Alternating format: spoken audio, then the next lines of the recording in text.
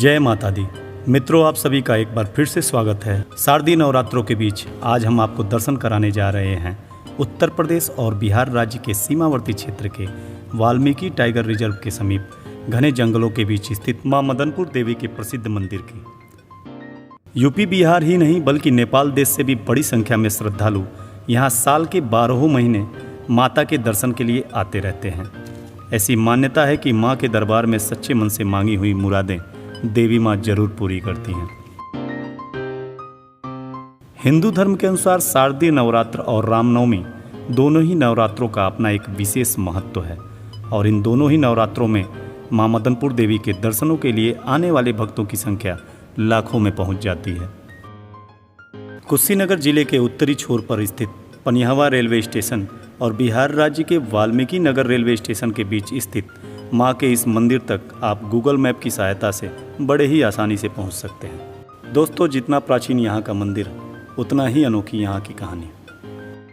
स्थानीय लोगों और किंवदंतियों के अनुसार बहुत समय पहले यहाँ के घनघोर जंगलों में भोजन की तलाश में निकली दो लड़कियाँ अपने घर जाने का रास्ता भटक गईं।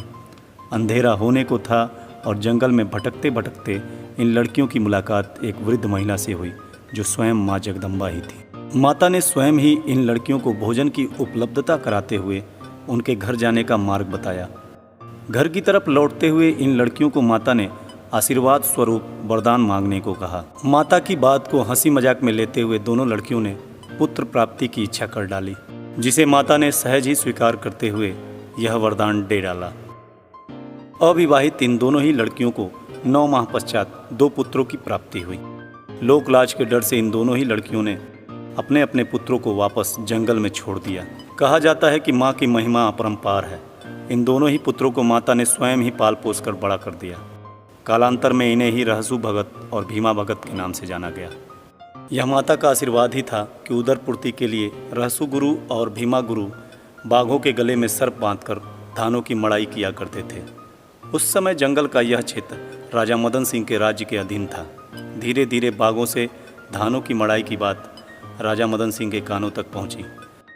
मौके पर ही राजा अपने सैनिकों के साथ जंगल में पहुंचे और बाघ दौरी का यह दृश्य देखकर अचंभित हो गए। सच्चाई जानने और इस अद्भुत रहस्य से पर्दा उठाने के लिए राजा मदन सिंह ने रहसु गुरु से जिद कर डाली।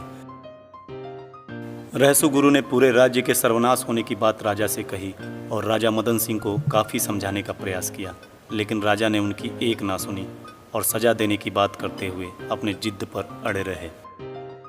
थक हार कर रहसु गुरु ने देवी का आह्वान किया, जिस पर देवी माँ रौद्र रूप धारण करते हुए कामाख्या से चल पड़ी।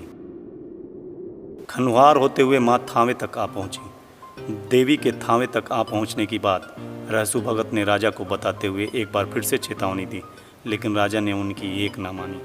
राजा के जिद के कारण माता ने रहसु गुरु का सिर फाड़ते हुए हाथ का कंगन दिखा दिया, जिसे देखकर राजा की मृत्यु हो गई और इसके बाद राजा का पूरा परिवार और सारा साम्राज्य तहस नहस हो गया। देवी माँ के इस प्रकोप से बचते हुए राजा के परिवार में केवल उनकी गर्भवती बहू किसी तरह से बिहार के बड़गांव स्टेट तक पहुंची, जिनका पीछा करते हुए माता भी लहुआर होते हुए बड़गांव तक आ पहुंची। बहू को गर्भवती देख माँ ने उसे माफ कर दिया और यहीं के मदनपुर जंगलों के बीच पिंडी रूप में स्थापित हो गई। काफी समय के बाद जंगल में गाय चराने गए हरिचरण नाम के एक व्यक्ति की नज़र माता की पिंडियों पर पड़ी, जहां उसकी एक गाय पिंडियों पर अपना दूध गिरा रही थी।